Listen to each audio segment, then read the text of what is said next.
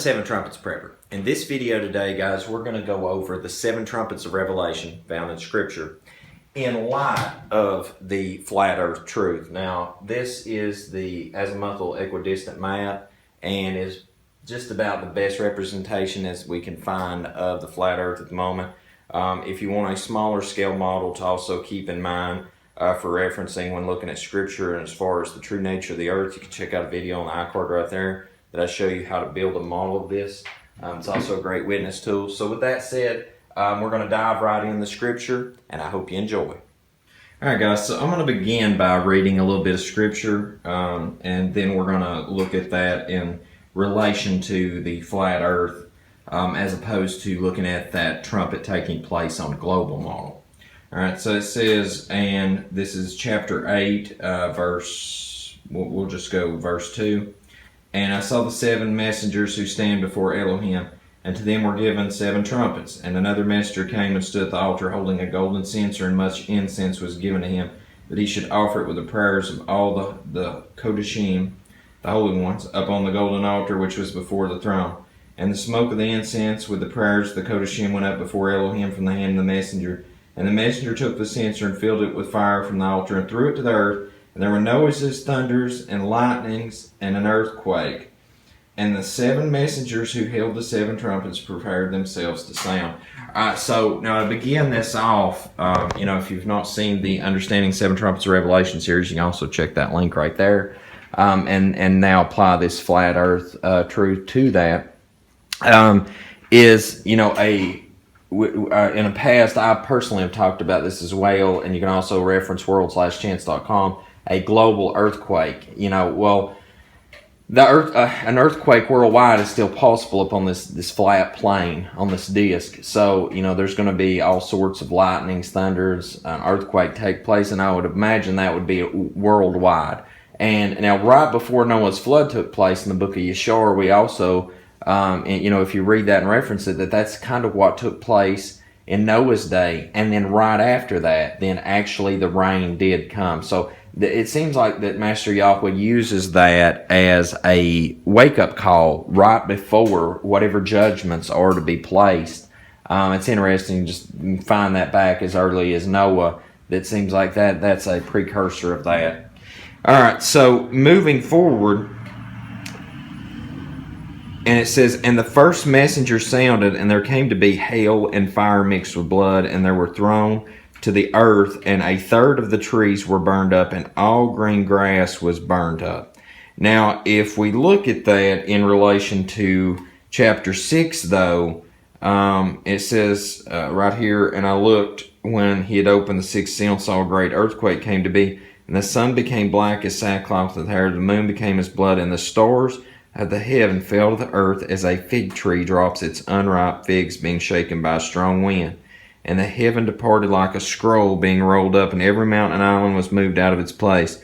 And the sovereigns of the earth, and the great ones, and the rich ones, and the commanders, and mighty, and every slave, and every free one hid themselves in the caves, and in the rocks, and said to the mountains and rocks, fall on us, hide us from the face of him sitting on the throne, and from the wrath of the Lamb, because the great day of his wrath has come, and who is able to stand? So something to consider on that right there is now at the 7th seal is when this hellfire and blood and all these things fall. But before that, according to this, at the 6th seal, we also have the literal stars falling out of the firmament dome above. And just for reference there, the dome, firmament, all these stars that we see on top of that, that's affixed up in the heavens, we might as well just equate that that's going to fall. Literal, and being that, the more the flat earth community continues to study, even those that are not religious, we see that these stars are not what NASA, the science religion I would call the newest religion created out there, they're not what NASA's saying. So if they're high resonance sources, if that's falling down, 1/3 of the trees, we can definitely find 1/3 of the trees. If we bust up what looks like what John was looking at, if you bust this up here's like a third of Earth, here's a third of Earth, and here's like a third. So it can definitely be busted in thirds now that we look at it from a flat Earth disk with the ice ring touching the outer edge of the dome firmament. So if those are falling down, imagine a third of the trees being burned up. This could be this strip here. This could be this strip here. I mean, we don't know exact, but we can start putting the pieces of the puzzle together. All right, so we've already got the stars falling out of the heavens, and if they're high resonance, that could cause fires, just like we've seen in Canada, that one small fire that started out that actually destroyed a whole town. Here we have stars falling everywhere that could be just starting a small fire, or who knows how large a fire, and destroying a third of the trees in the earth. So then you have that on top of the seventh seal being dropped, which is also going to cause all sorts of, it says, it's mixed with hail and fire mixed with blood. So these things are thrown to the earth. So, I mean, you're going to have a lot of calamity right out of the gate when it refers to just, things burning. Okay, so we're going to already have this dome starting to fill with smoke a lot of places from the fires that are going on. All right? Something to consider. All right, now next, it says, and the second messenger sounded, and as it were, a great mountain burning with fire was thrown into the sea, and a third of the sea became blood. All right. Now it goes further, and a third of the living creatures in the sea died, and a third of the ships were destroyed. All right. And that right there. Now, and looking at that in the past, I really, based on what evidence was available at the time, especially looking at a global model, that was leaning me toward an asteroid.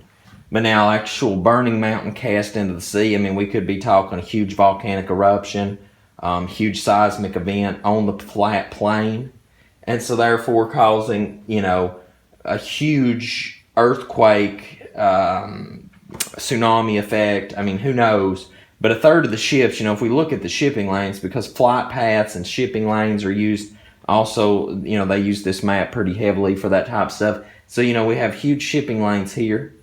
All right, we have huge shipping lanes between Europe and North America. I mean, this is a huge area for shipping and huge area here. We have the ring of fire thing going on here, which is actually not a ring of fire now that we look at it on a flat disk. It's kind of like that the earth itself was cracked in multiple places, probably around the time of Noah's flood. So with that in light of, evidence, then it would lead one to believe that the highest risk places for, Trumpet 2 to really take effect is, here's a third of the ocean, a third of the sea right here. You also do have a third of the water here. So, I mean, either this area here or this area here is really the prime real estate for that particular trumpet to take place. And I mean, it's just something to consider. I mean, this, at least we can start to take these things and apply this so that we can prepare for it, at least in some physical aspect, because, you don't want to be on the coastal area here. And we obviously don't want to be on the coastal area here. Likewise, in Europe, you don't want to be near the coastal areas, because, I mean, these are low-lying places anyway. If this event took place here, I always look at to Israel also, even though that the people are scattered abroad today, the land, Most High Yah has always protected that land itself. Even when he cast them out, he made it lay to rest. So, I mean, even if an event like that happened here, whether, the island, one of these island chains just exploded or whatever the case may be, and that falls off and causes a tsunami, there's no way that water is going to go that far. Likewise here. Now, if an asteroid's cast in the sea, if we looked at it in the old way with the global model, there's a good possibility that it could dissipate a lot of water places. But if we look at it now on a flat Earth with just it being possibly just a mountain, then, the chances, a likelihood, we're looking mostly, in my personal opinion, the more that I look at Scripture, it's going to probably be in this region or in this region. Okay, because that's where the majority of the shipping lanes happen. All right, and so moving forward, it says, and the third messenger sounded, and a great star fell from the Shamayim, burning like a torch, and it fell on a third of the rivers and on the fountains of water, and the name of the star is called Wormwood, and a third of the water became wormwood, and many men died from the waters because they were made bitter. All right. So in light of that, a third of the fresh water, it's discussed quite often, a third of the fresh water we have, the Great Lakes is, a huge fresh water source. Now I know here in America, many people might be viewing this that, hey, you're just looking at this from an American standpoint. No, I'm looking at this as a worldwide standpoint. That's a huge freshwater deposit. There's a lot of freshwater deposits around the earth, but I mean, like that right there is, we have the Mississippi fed from there. I mean, I really think that one is going to be delineated onto to America. I mean, I imagine that thing probably go smack dab right there. And, another thing is that I really feel that the North Pole, we're not allowed to go there, nor are we normal people allowed to go to the, Antarctica beyond so far in, because for obvious reasons, you'd pull an Admiral Byrd and find the edge of the earth. But I believe that there's quite a black hole here, quite an opening in the center, probably because this is a magnetic disk, and you have the sun moon working as the anode cathode, the positive negative, might as well say, in that field. I feel that right there, there's probably a great opening right there in the center of the earth at the North Pole. So, with that in mind, whenever these trumpets are being poured down, all this judgment's probably going to come from the north, and that makes perfect sense because Scripture talks about, judgment. A lot of times you look in Scripture, judgment's coming from the north. So anyway, moving forward, it says, and the fourth messenger sounded, and a third of the sun was struck, and a third of the moon, and a third of the stars, so that a third of them was darkened, and a third of the day did not shine, and likewise the night. Now, interestingly enough, one thing we can take comfort in, and that I try to take comfort in, is that not all the stars apparently fell from the Shemayim when the time comes, from the literal heavens above. So what is left, though, is darkened around the disk. And, the sun and moon obviously are darkened. So, I think this is separated from like a blood moon eclipse and so forth. I mean, I think what we're talking about right here, is definitely on a level beyond that. I mean, I believe it's like a literal darkening, as the Scripture implies. So, with these things in mind, it leads credence to the fact that we are approaching a point once that these trumpets, this video is really tailored to, preparing for the seven trumpets. The first four, for the most part, the flat earth really plays a big part into that, because, the last three is really, I would say, directly implied to the wicked. It's the righteous should not fear those things, but everybody's pretty much going to feel the effects of the first four.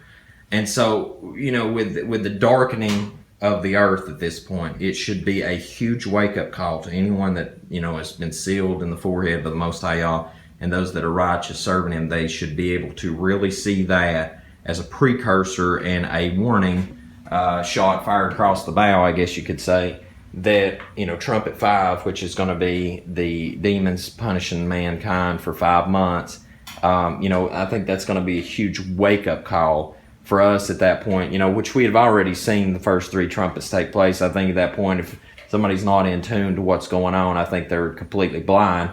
But this should be at that point a huge wake up, because no matter where you're at on this flat plane, that darkening effect should be a phenomenon that is going to be visible and understandable to anybody, anywhere, wherever that you may be scattered at that point in time due to persecution or just because of the events taking place.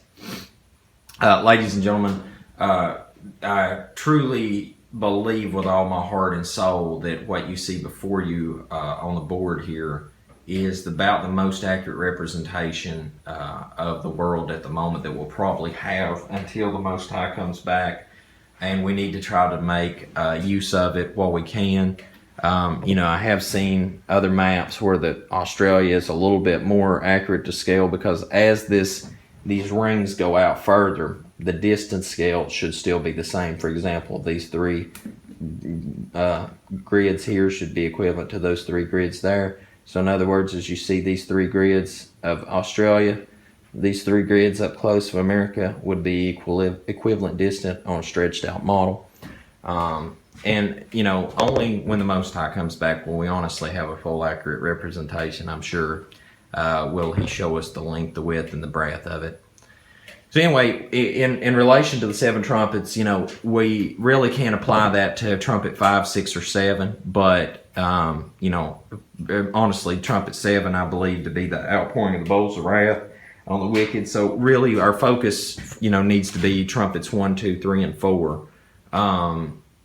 In relation to the flat Earth, this should hopefully give you, you know, a broader perspective now as to, you know, the potentials of where those things are going to take place. Because on a global model, you know, it could have like rendered only a portion of the Earth here or there at risk. But when you look at this thing straight down battle strategy map, you know, those trumpets can take place anywhere. We have to put the best evidence possible together. So just in review, you know, in chapter 6, when the stars follow the heavens, that can be a worldwide event, even on a flat plane.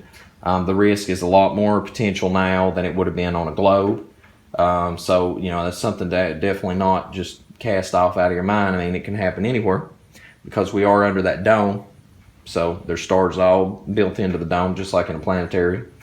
So then also we have trumpet 1 taking place, which is blood, hail, and fire falling from the heavens. So on top of the stars that's already fell, here we have fire coming on top of that, burning a third of the trees up.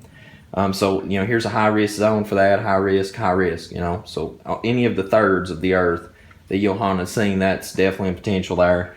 And review, trumpet 2, you know, the shipping lanes, the big evidence is there that we can use is the shipping lanes for the ships. So, you know, between here and between here, these are high risk zone areas. Practically a third of the ships in the world are here or either here. So, you know, you definitely want to stay away from those coastal regions. You want to get inland. And then trumpet 3, good possibility that it'll fall right there on the Great Lakes, being a third of the waters, third of the streams, most of the fresh water. You know, it's good potential. Plus, right here, you know, a lot of the fresh water that's in South America, that could absolutely damage this, because let's face it, there's not a lot of good clean water over here in the Middle East.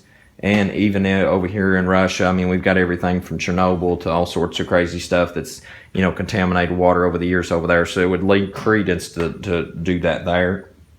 And lastly, trumpet 4, the darkening effect before that you know, trumpet 5 and the demons are released. That can happen anywhere on the world, and it'll most certainly happen where all people can see it. And that should be a warning sign to those of us that have definitely served the Most High and hopefully have been sealed with His name in our forehead at that point in time, that we'll know and see these things coming. So guys, I hope this video has been a blessing to you. You know, although Flat Earth doesn't exactly really play that big a scale into 5, 6, or 7 on the trumpets, I think the first 4, with this new information and this new light that's given to us in the last days, I think that, you know, it leads a lot of information into our hands that we didn't have originally, because we were looking at that on a global model, and it really skews the knowledge base that we should be looking at, because this is the actual representation of what we should be looking at, based on our preparations up on that. So guys, I hope that's helped to you. Make sure to check this scripture out. It's just go ahead and read chapter 6 through 9 would be really helpful, I think, as far as Revelation goes, and get you a heads up on that. And until we see you again here at 7 Trumpets Prepper Channel, as always, I hope you have a most blessed day, and Yahushua.